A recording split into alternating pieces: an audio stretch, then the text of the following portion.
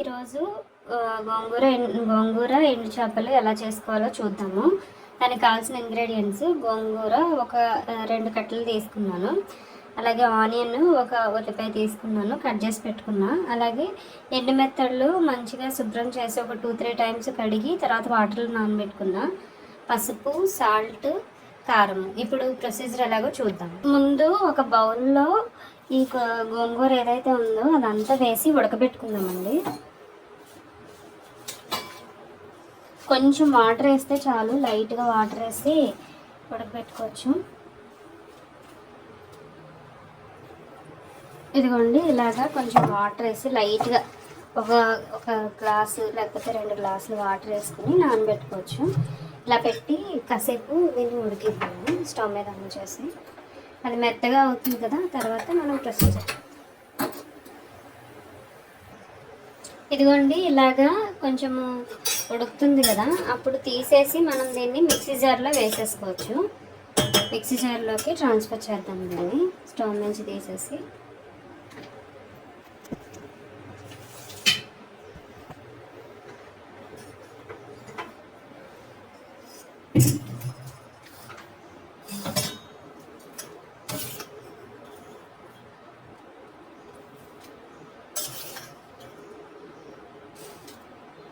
Water మనము తర్వాత curry చేసినప్పుడైనా వేసుకోవచ్చండి. ఓన్లీ గోంగూర మిక్స్ చేసుకుంటే తర్వాత మనము కర్రీ చేసినప్పుడు వాటర్ వేసుకోవచ్చు కావాలంటే.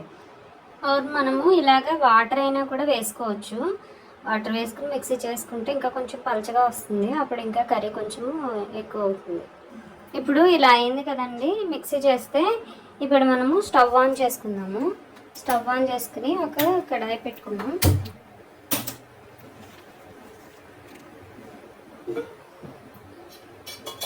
కొంచెం ఆయిల్ వేసుకున్నాము.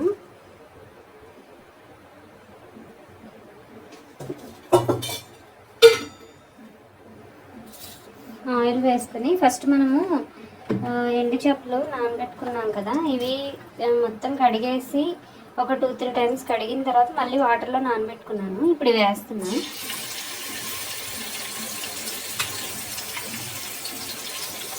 వేసి ఆనియన్స్ కూడా వేస్తున్నాను.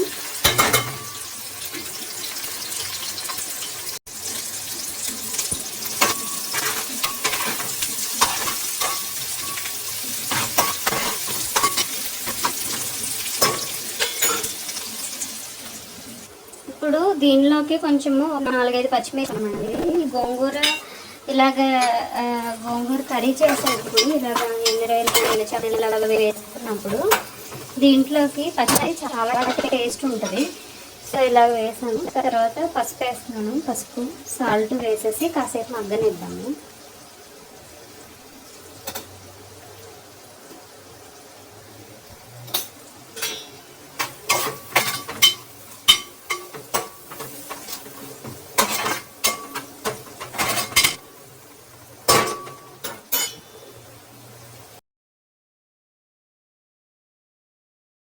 మూత తీసి చూద్దామండి ఎంతవరకు వచ్చిందో.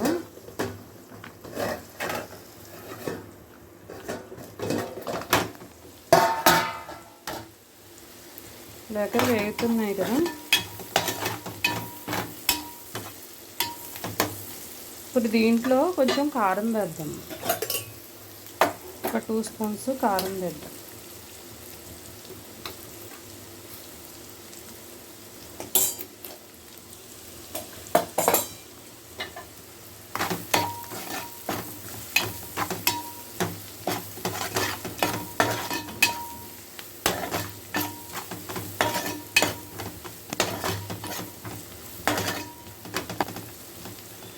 కలిపేసుకున్నాం కదా. ఇప్పుడు మనము ఆల్రెడీ మిక్సీ చేసి పెట్టుకున్నాం కదా గోంగూర, ఇది కూడా వేసేద్దాం దాంట్లో.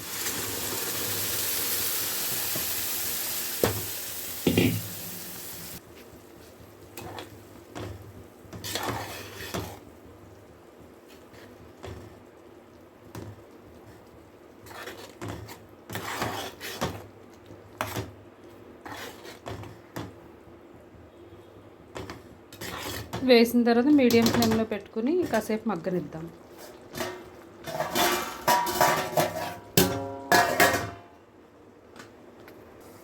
చూద్దామండి ఎంతవరకు వచ్చిందో.